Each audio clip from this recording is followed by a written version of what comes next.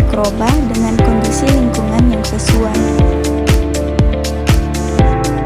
Nah, dalam kurva perkembangan mikroba terdapat 4 fase pertumbuhan, yaitu fase lag, fase log, fase stasioner, dan fase kematian mikroba.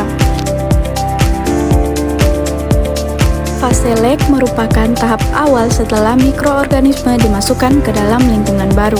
Pada tahap ini, mikroba akan melakukan penyesuaian diri dengan lingkungannya dan memperbaiki kerusakan sel sebelum aktif membelah. Dalam fase ini, mikroba belum aktif membelah, sehingga bukan merupakan fase optimal dalam produksi antibiotik. Selanjutnya yaitu fase log atau dikenal fase eksponensial, di mana pada fase ini terjadi saat mikroba mulai aktif membelah dengan cepat dan teratur. Pertumbuhannya sangat aktif karena kondisi lingkungan yang sesuai, seperti ketersediaan nutrisi dan suhu yang optimal. Dalam produksi antibiotik, biasanya fase ini belum digunakan untuk panen, tetapi sangat penting untuk mencapai biomasa yang tinggi. Pada fase stasioner terjadi laju pertumbuhan sel seimbang dengan laju kematian sel.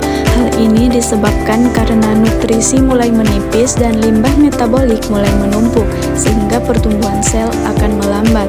Pada fase ini, produksi antibiotik sangat optimal karena antibiotik adalah suatu metabolit sekunder yang dihasilkan saat pertumbuhan sel mulai menurun. Nah, yang terakhir yaitu fase kematian. Fase ini terjadi ketika nutrisi habis dan zat sisa beracun mulai menumpuk, sehingga jumlah sel yang mati akan melebihi jumlah sel yang hidup. Akhirnya, populasi mikroorganisme menurun drastis. Sehingga karena sel mulai mati, maka produksi antibiotik akan menurun karena aktivitas metabolik sel juga berhenti. Pertumbuhan mikroorganisme memiliki banyak manfaat dalam industri farmasi karena dapat digunakan sebagai pabrik biologis untuk menghasilkan berbagai produk farmasi.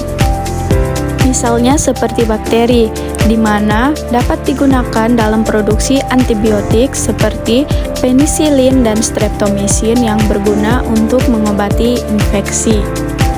Selain antibiotik, beberapa mikroba juga dapat digunakan untuk produksi vaksin, enzim, dan juga vitamin.